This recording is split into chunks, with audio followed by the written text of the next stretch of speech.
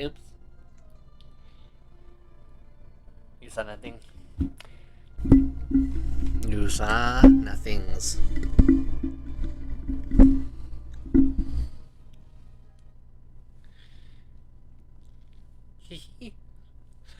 All right.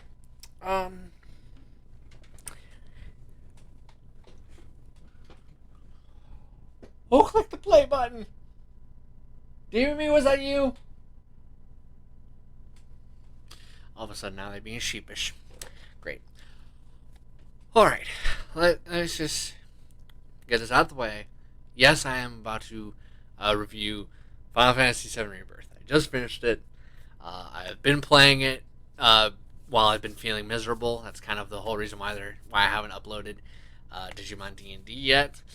It's solely because for the past week I've been trying a new medicine to try and get my sleep and problems dealt with. It's not been going well so far. I've slept like absolute crap, and sometimes that medicine doesn't even try and kick in until almost 8 in the bloody effing morning. Not that I'm bitter. Not at all. No, not bitter. Not bitter at all.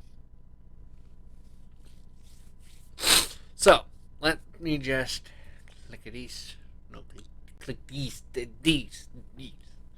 Now, I'm going to tell you right now that I am going to be giving this game a lower score than probably what I kind of wanted to. Not because it is a bad game by any stretch. It's just there's enough small, tiny things that I don't agree with to the point where they kind of all collectively equal a point drop, even though they would never be able to cause a point drop on their own. So yeah, let me just make this very clear. I'm going to start off with some good. I'm going to go into some bad, some good, some bad, some good, some bad and stuff. Cool, great. Let's start off with the good, shall we, huh? Let's start off with the fact that this game is a ton of fun. To the point of where, honestly, it was so hard not to play this game completionist from the start. Like, it took so damn much willpower to not do it. Like, I've never struggled this hard to not do everything. Like, I'm actively a little impressed at how much they managed to make the game fun enough to the point of where I could struggle this hard with not doing everything, which I normally don't struggle this much doing that. So, I mean, bravo there. You managed to make the game really damn fun. Good job. You did good there. Now, I do have some small things. One of them I have to slip into pretty much as soon as I say some good. I have to slip into some bad. Because these two things are pretty much tied together. At the hip, even. Thing is, synergy abilities are badass. Synergy skills are an annoying ass motherfucker that I cannot remap. The remapping is, do I want my offensive abilities at triangle or square, or do I want my defensive abilities, triangle and square? That's it. The problem here, and that's born from this, is that when you're playing as Cloud, you're often going from guarding in Operator to countering in Punisher. Here's the catch, though. That's the same button mapping for the synergy skills. In order to switch from Operator to Punisher, you have to press triangle. To guard, you have to be holding down R1. Synergy skills are R1 plus either square, triangle, circle, or X. Do you see the problem yet? Or do I have to explain it a little more? You know what? Don't worry. I'll explain it a little more. Basically, in this game, it is actually punishing and not productive or helpful or beneficial or a good idea to actually be slipping from defending an Operator to countering in Punisher. There's no reason to do it. It's actually destructive for you. You will take hits you should not have taken solely because of that. That will happen to you often. You eventually just have to train your brain to basically never go from defending Operator to counter Punisher. You will no longer do that. You have to train your brain not to do that. And you have to constantly make sure you don't do that, because otherwise you're just going to eat hits that you normally wouldn't take because of that. Because of this new synergy skill system, and because its remap is literally so limited, so minuscule to the point of being worthless. Its remap is literally just, do you want your offensive or defensive stuff? And do you want them to be square and triangle, or do you want the other one square triangle? And that's it. There's no other remapping. You can't move it to less obtrusive and less irritating buttons like the friggin' directional pad. You can't do that. You want it to be some other button presses? Too bad. Oh, you want it to be anything other than the shite you need at all times to be able to do as Cloud in order for him to actually be utilized to its fullest? Too bad. So basically now you're pretty much kind of slowed down. For Cloud specifically, I should add. For Cloud specifically, you are so slowed down to the point of where honestly it's kind of laughable. No one else really has this issue because no one else goes from one method of fighting to a different method of fighting. No one goes from a all-rounder to a countering and offensive setup. No one does that. And pretty much no one else has stuff mapped to R1 and triangle that are useful. Typically people only have the R1, which is the defense, the blocking, and that's it. They don't have any form switching. So because they don't have any form switching, for them it's a lot easier. And because it's not most everyone else, their thing, that the only one who has something vaguely similar is Red 13, and I'm not gonna lie, Red's is nowhere near as impacted as Cloud's is. Because his is all about building up the gauge by blocking, and then no longer building up that gauge so you can use said gauge. And that's about it. No, really. That's literally it. That's the closest it gets to resembling Cloud, and it's nowhere near as impacted. And it doesn't help that honestly Synergy's skills are just nowhere near as cool, as likable, as enjoyable, as cinematic, or as powerful, or as consistently useful as Synergy abilities. Synergy abilities are all the time more useful than Synergy skills. In fact, honestly, I don't see why they're separate things, honestly. Unless it was to make it so you're not having to stop to edit your loadout as much. But I'd rather have to stop, edit my loadout more often than have these skills that honestly aren't very good, aren't very useful, aren't very productive. I wouldn't say they're bad, but when compared to Synergy abilities, they look bad and feel bad. Again, maybe there's something I missed. Maybe there's a better one later when you're at higher level or something. Maybe it's hidden behind one of the stupid tomes I couldn't get, which we'll get into later. Maybe that's it. It's just weird. They don't feel very good compared to the Synergy abilities, which feel badass, which feel good, which don't feel obtrusive. They don't feel like they're getting in the way. If anything, they feel like they're really fun and help out a lot. So I don't know. I don't know. Now here's some good. This game look, sound, party. Be still, my beating heart. And I'm not gonna lie to you. Just lean into this. Not only that, but there are multiple moments where honestly, the game got to me. I teared up like a broke back bitch. I lost it. I started like going freaking, like I was losing it. And that's on top of the normal lost it that I normally have. Like, there are so many moments where I had to stop and try and calm my ass down. Like, I lost count of how many moments that I just started tearing up. I got full on misty eyed. I was like, I'm good. I'm good. I'm good. And then I would have to basically correct my ass and say, I ain't good. I ain't good. Quit with the music. You're going to make me cry. Stop it. Stop it. I'm good. I'm good. I will be good. Like, it was really, there were multiple moments where it, like, hit me hard in the feels. And I'm not gonna lie, one of them I feel like can be viewed as a little cheap, but I don't feel like it's as cheap as it was. So, eh, eh. Now here's the thing: I do have some bigger complaints about this game, and while I will say this is not capable of point droppage by itself, this is something that I feel like is probably doing the most heavy lifting for why a point droppage. So by the end of Final Fantasy VII Remake, they make a big deal of by doing what we're doing, we're basically breaking away from Fate's plan. We are basically refusing, denying, and taking destiny into our own hands. I don't feel it. I call bullshit. I'm sorry. Sorry, Aerith, but I call bullshit. With how many times in this game I still felt restricted by a predetermined fate. Okay. Basically, I don't feel like I got to break away from what the original game had in store as much as I would like. If you've played the original game, you probably know what I mean.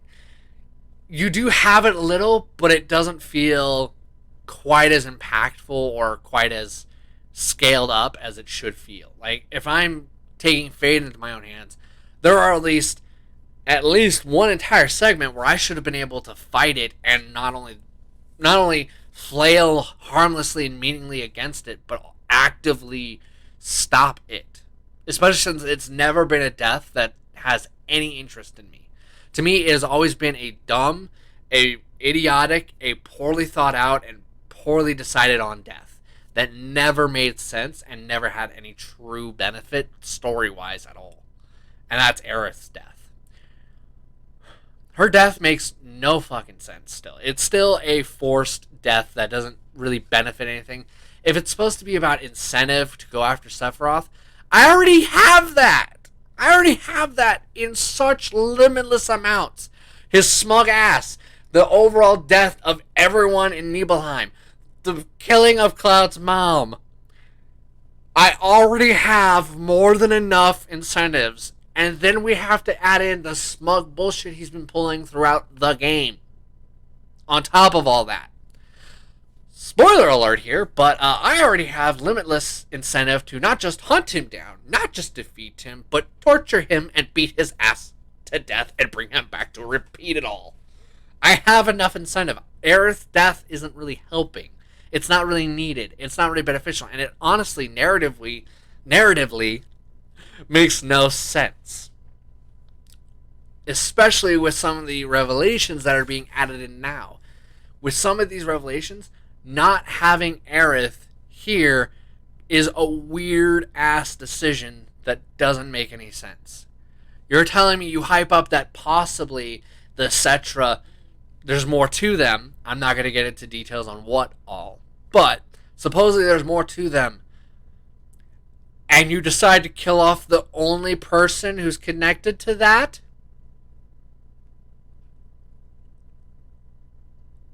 You killed off the one person who has the most narrative reason to be interested in any of that shit? Why? I'll wait. I got damn time, okay?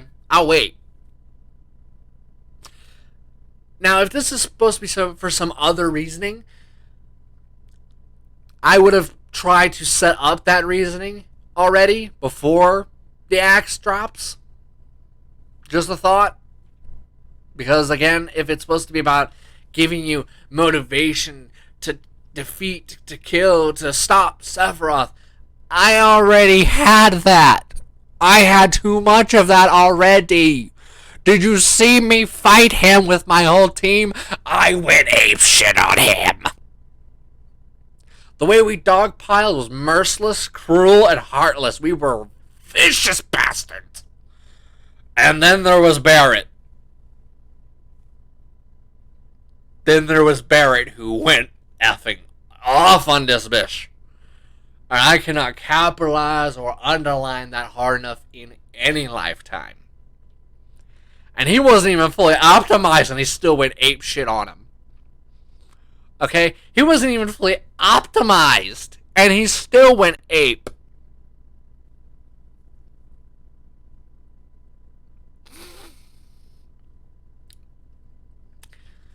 Yeah. Now, I also have a small issue. This is not doing any push. It's just something I find a little sucky. Uh, they finally introduced two other characters. No, you don't get to play as them. No, they're not on your team, and no, you don't get to give them any weapons. No, they don't do anything.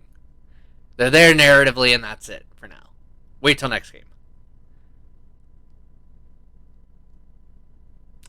Okay. Holy shit, what just happened? My shit went blank. I really need to deal with that awful, awful rest mode.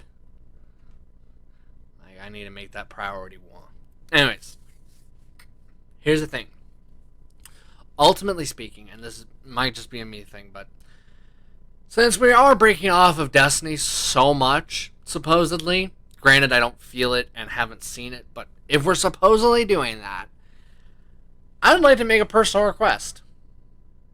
Please bring back Jesse and Biggs and Wedge. I would love to have a segment where me, just Cloud, obviously. Cloud, Jesse, Biggs, and Wedge go on a freaking tear doing some van damage. I mean, I don't think it'll happen, unfortunate as it is. I mean, like, I loved Jess. That Jess was my, like, I had every intent on romancing that girl. Every intent. I do wonder if maybe I'm realizing that I might have a type for smartasses. But I digress. When it comes down to it, ultimately, I kind of wish Jess was back. I wanted Cloud to romance her. And I also kind of wanted her to be there for a certain bit. Anyone who's played the original probably already has an idea of what I mean, and probably is already shouting it either in the comments or inside themselves, or both possibly. But I kind of wish she would have been there, especially since it would have meant something even more, because this was her place. This was where not only did she work for a time, but it's also someplace that clearly is very important to her. And I kind of wish that was something there. I really do wish that there was. I wish Biggs had a bigger part than he does. He has a couple moments where he's clearly going through some stuff. You don't really see Wedge much at all. I can't remember a single scene, and I literally just finished it just last night. And I can't remember really seeing Wedge much at all, if at all, which is unfortunate. Because honestly, I absolutely adore Biggs, Wedge, and especially Jesse. And I kind of wish I'm sorry if this is spoilers, I am. But I am going to have to say, I wish I could have taken Jesse to the Golden Saucer. I do.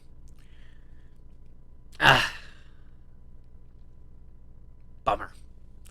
Ultimately speaking, it's kind of sad, ultimately, that despite the game so heavily ham-fisting that we supposedly have broken away from Destiny, that fate is in our hands, I never felt it. Whether it's, wishing that there was a moment where I could have done something or accomplished or just somehow brought Jesse back or something. I mean, especially since we have Phoenix Down, which constantly are reviving the dead anyways. I digress. I threw your lore at you, yeah. I've been playing your games since I was 5, motherfucker. I know your lore damn well almost as well as you do. Hell, I even completionist freaking Final Fantasy 9. Unlike many people, I actually know why that giant-ass Jinn thing is there. Unlike some. Yeah. That's how much I know the lore here. I know lore too much. Yeah. So allow me to embrace my turbo nerd here and just tell you right now, lore reasons, Phoenix Down should have basically brought back anybody, and they're not a rare thing. How does it? The only reason people are dying is because of fate meets narrative bullshit, and that's it. They have an item that, like I said, literally revives the dead, and it's a common item. It's damn well everywhere. Can barely strike a box every 2 minutes without finding at least one or more tufts of Phoenix Down every single time.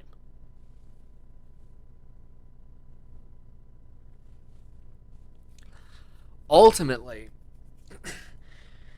This is not the only example of it, but there are so many countless examples of where it's supposed to be you've defied fate, you've broken away from fate, and yet here is fate smacking me saying, no, we want you to follow this, even though everything else about the game has been constantly saying, no, no, there's no fate, there's no Destiny Grand Plan, you is Destiny Grand Plan, it's all good, it's all on you, you got the, and then no it isn't, that's bullshit, that's a lie, that's not true at all, and it like, honestly annoys me, because if you're going to have one narrative, don't have a completely competing and opposing narrative running and have it be the one that's being championed when you constantly are telling me, no, that's that narrative, that's not there. That's not a real narrative. You, the narrative. You get to decide how this all plays out, how this all is handled. And then you're basically two-faced about it. It kind of sucks, and it doesn't help, like I said, it does this so much, to the point of where, honestly, it became more impressive the moments where it didn't do that than it did. Like, I'd say probably the entire half of the game that comes, the later half of the game just basically devolves into I am repeating the whole fighting fate thing again. Great. The problem here is that there's also still no actual real reasoning or excuse for why not only could we not break fate any of these times, but for why a lot of these things happen.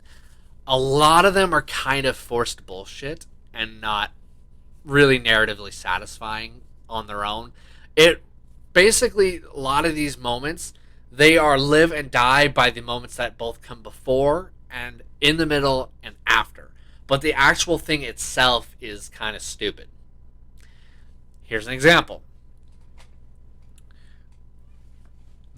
There's an entire segment where what the narrative is for you to have the same team setup that was the exact same in the prior game. The problem, the very big problem here is that, once again, the game has been constantly hammering home, we are the ones who are going to decide fate. We have destiny in our hands now and can mold it to what we want. And yet, it's still trying to force the original game's narrative, even in this game where we supposedly have broken away from it entirely, where we're supposedly no longer held back by fate's plan and can make our destinies whatever we want, supposedly. Now, maybe there's some secondary ending, because let's be honest here, I only romanced one character right now. I'm going to romance another one literally as soon as this freaking review is done. I'm going to play the whole game again and romance a different character. And I'm going to repeat that. And I'm going to repeat that. And I'm going to repeat that. And I will basically romance every romanceable character before I am done.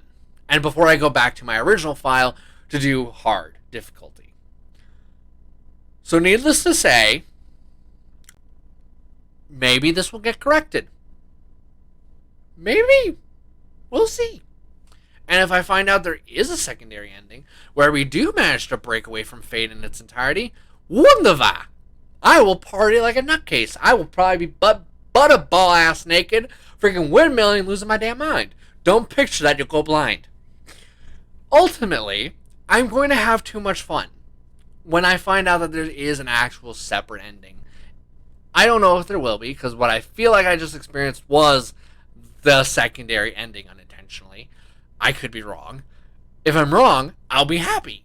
I'll start dancing like an idiot. Again, don't picture it. You'll go blind. I will say there are some things I'm not a fan of in this game, like the piano. I hate it. I absolutely hate the piano minigame. I hate it so much. Hate it. It is the most awful feeling thing for a minigame I can think of. Now look, I'm not going to lie to you. The original game, its piano minigame, was archaic, unknowable, WTF. This somehow managed to be knowable, not archaic, but such a pain in the ass to the point of where I literally cannot get above a C rank. And I have no desire to try to get above a C rank. I will keep my hair, not tear it out or turn it freaking bleached white from just agony. Thank you very much. So yeah. Ultimately, by the end, when everything's just said and everything is done, my reoccurring feeling is this, that the mini games are all over the place. Some are really, really good. Chocobo racing can be really fun. It can be intense. Freaking the Space Ranger, kind of fun. I wouldn't say it's very intense, but kind of fun.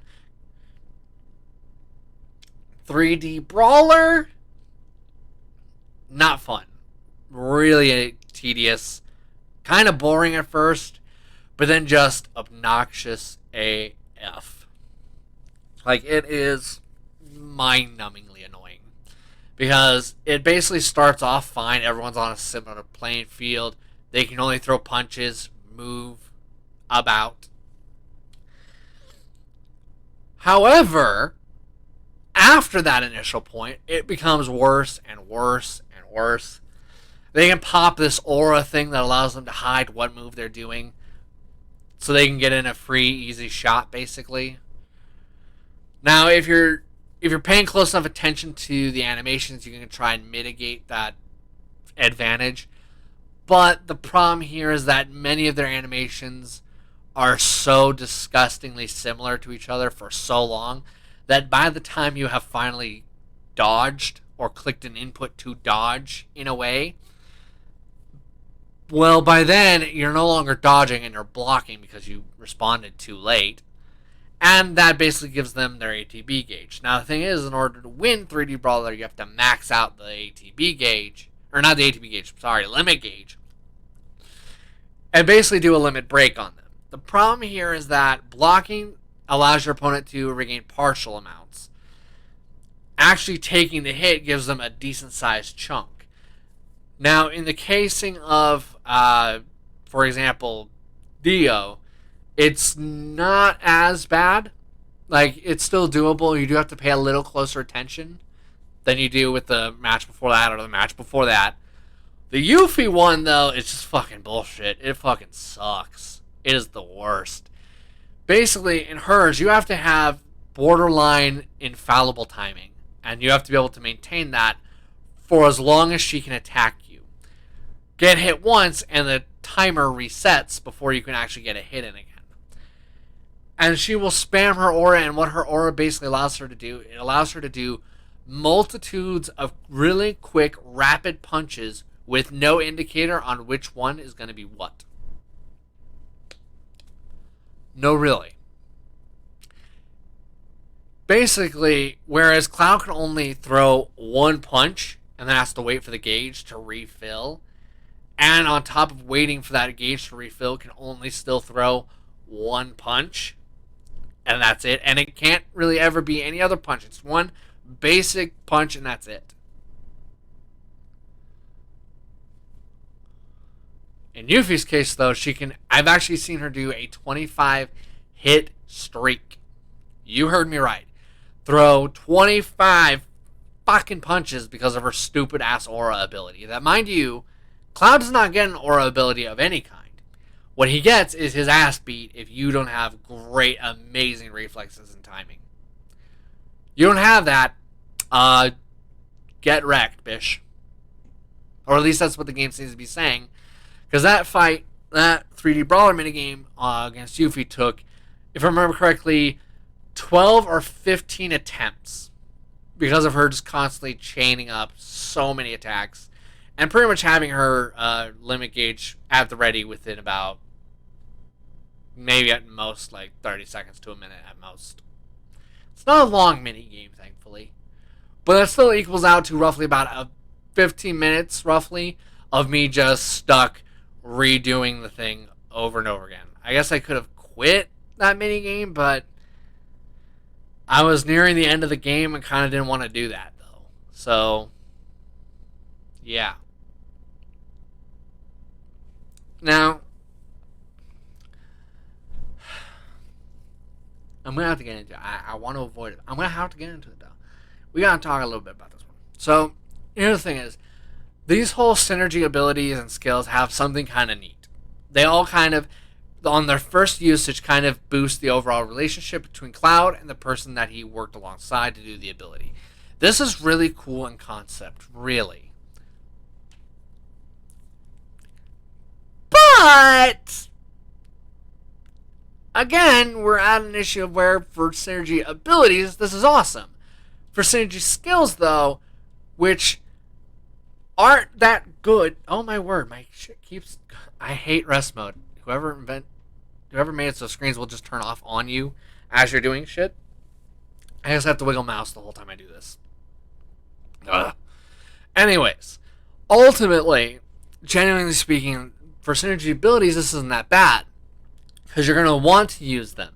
For synergy skills, though, they're obnoxious. They don't do much damage. They're really more often than not really worth the ATB gauge cost to do them, if I'm being honest. And many of them kind of suck. Some are only good for opponents who are on the ground, and some are just good, or I shouldn't be saying good, but will work on pretty much all, while there are some abilities that only work, skills that only work on opponents who are on the ground. Now, there are the far infinitely better and more useful counter abilities. The problem with those is you have to have really freaking good timing to get their full benefit from. If you don't have good timing, you're pretty much in the ability just not really worth using then, which kind of sucks. Yeah. Ultimately speaking, I like the concept of synergy skills. I do. My problem is that they can't be remapped, so for Cloud, they're constantly getting in the way and minimizing his overall effectiveness in battle. There is another issue where it kind of feels like they've slowed down combat a little bit, and I'm not sure why. Like, whenever you switch from Operator into the Punisher, it feels like it's very slow to do that switch. And then to start, even though you're hammering the attack button, it takes Cloud way too damn long to start swinging. Like, it takes, I want to say, almost 15 seconds of Cloud just standing there. Then finally another 15 seconds of him doing a winding up animation before he finally hits the opponent. But then 30 seconds have gone by. My opponent's already practically recovered from pressure status by then.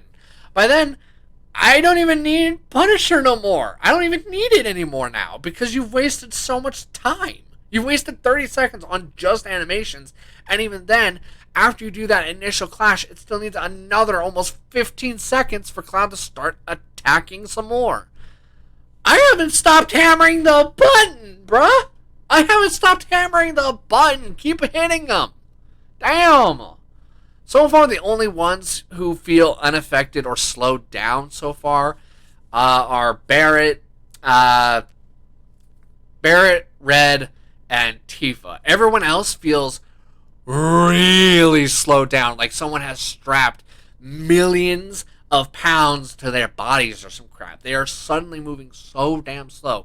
Everything takes so long to go to the next attack. Hurry up. Oh my god! It's bad. It's crazy and it's constant. It's throughout the whole game. There's not even like some stat I could raise to fix the problem. You and jack up your speed? Good for you. Good for you. Doesn't mean much. They're still stacking stupid slowly. Especially Aerith. Aerith was never the strongest one on the team. Never. She did not get better. She got a lot worse. She is now even slower to attack, to build up her gauge, so on and so on, to the point of where honestly everyone on the team is staring back at her wondering when she's going to do shit. That's the biggest problem even, is that is a constant problem that never goes away. She is constantly feeling borderline crippled. And she was never the strong one on the team to begin with. Even in Magic, the one area where she should be the badass of the group, really she has not been. Alright. Now, I'm going to go into some heavy spoiler shite. Um, my advice, disappear for 5 minutes. Leave this thing running on mute. Go make yourself some food. Go order something. Go kill 5 minutes, okay? Because I'm going to get very spoilery. Like, very heavily spoilery. Like, the only way I can make this clearer is with this up here. Okay? 5 minutes. Go kill that. Until you see this gone, do not unmute. Cool? Cool? Great. Now that those people are gone. The bringing back of Zack and this whole fight that, honestly, I love the concept. Having Cloud and Zack fight side by side to try and bitch smack Sephiroth into death or defeat or whichever comes first. I love this idea. My problem is that this is not what happens. What instead actually happens is a whole long ass chain of fights happen. And I can't emphasize that hard enough if I try. You got Sephiroth when you're playing, it has Cloud and Zack. You got friggin' just Cloud fighting giant freaking celestial demon bird avian thing from hell version of Sephiroth with just Cloud. Then you have that with I think it's the whole team first, and then you have it again with specific bits of the team in twos. Tifa and Red, not Tifa and Red, Baron and Red is in there. There's Tifa and Yuffie, I think. I'm now starting to go blank, which sucks. Clearly my exhaust is reaching its peaks. Honestly, when it comes down to it, though, you have this whole chain. It's like 8 or 9 boss fights, just one after the other. It's very demanding. It's very exhaustive. If you're like me, you probably do die here and wind up because of how awful the restart is, you'll wind up probably accidentally restarting the whole chain of boss fights from the beginning, like I did, which pissed me the fuck off since I was almost done. And then at the end, you have Cloud and Aerith.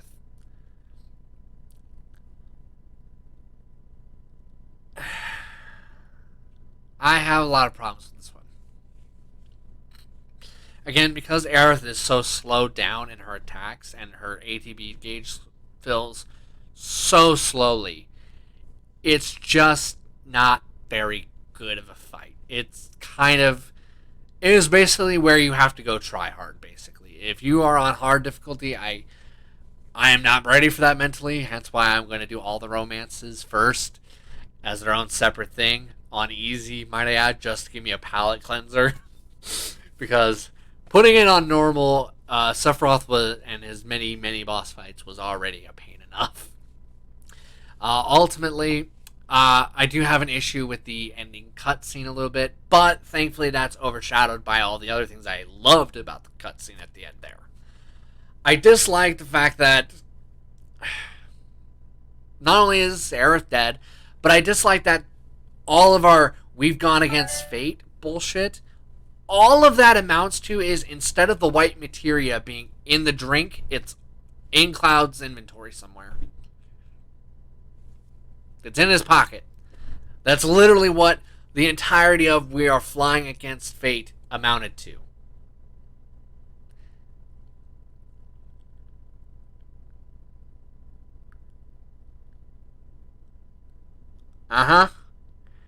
That's it. That is the entirety of what breaking away from Destiny meant.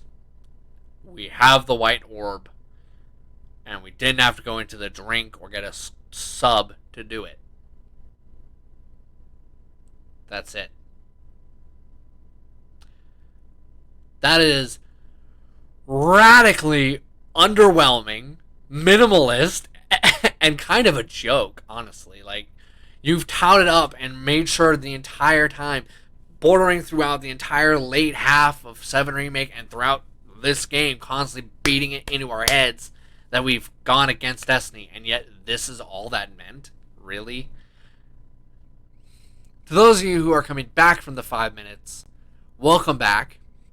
I hope you got yourself some food or something to drink or something. We are almost done. I am going to tell this much.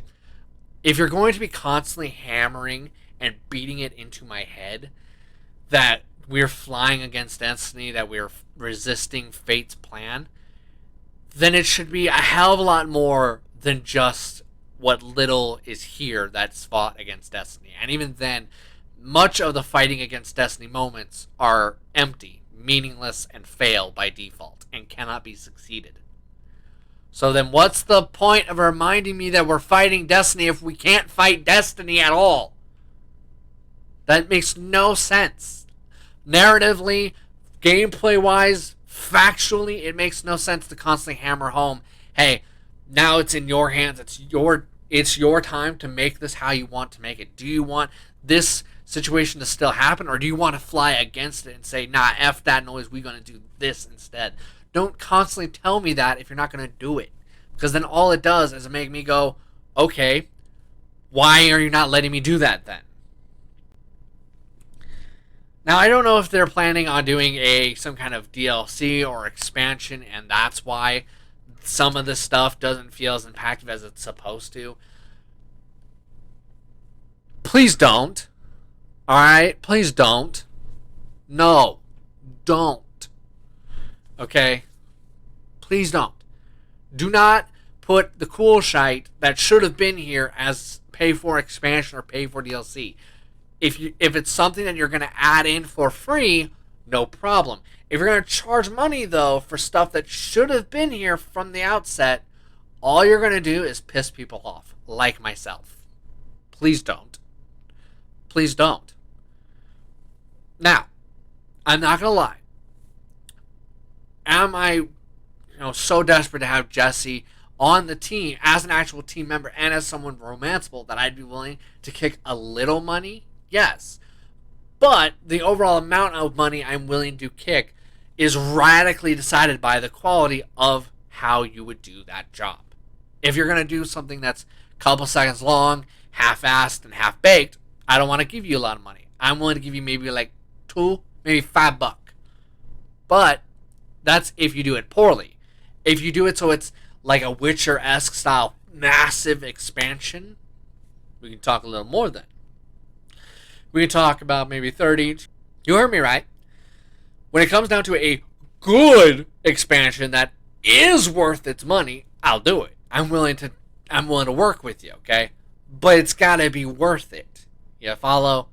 If it's just like what other people are doing where it's some half-assed, half-baked, thrown in because fuck you give me money bullshit, then no, you won't get my money and you'll probably just get a middle finger thrown in your face. Sorry, a pinky thrown in your face, for those of you who are outside of the U.S.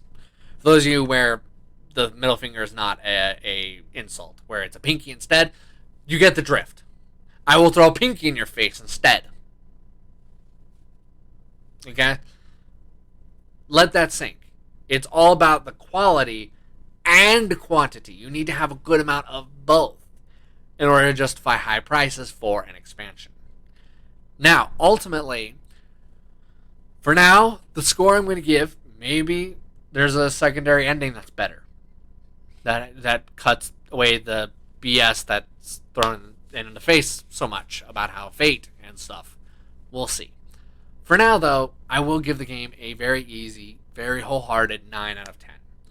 The only reason it manages to escape being a 10 is because of small things all combining. Small things. Now, there were other things I probably could have brought up, such as Chadley's overworld missions being some okay, some kind of not. Ultimately speaking, for me, though, I just wasn't sure, because a lot of that stuff does kind of connect to other things, but I should have gone deeper into many things. Like, for example, I should have brought up house skills. I'm not a fan of those, but I don't want this video to be an hour long, and I don't want it to be more than an hour long either. So I'll probably just do a secondary, smaller video, kind kind of addressing the couple things that I wasn't able to get into here. I'll probably address them there. I will upload the that video as well as the Digimon D&D tomorrow. Hell or high water, that's what I'm doing because I am already off schedule because of how miserable I've been with functioning and sleep and stuff. So yeah, I will see you all tomorrow. See ya.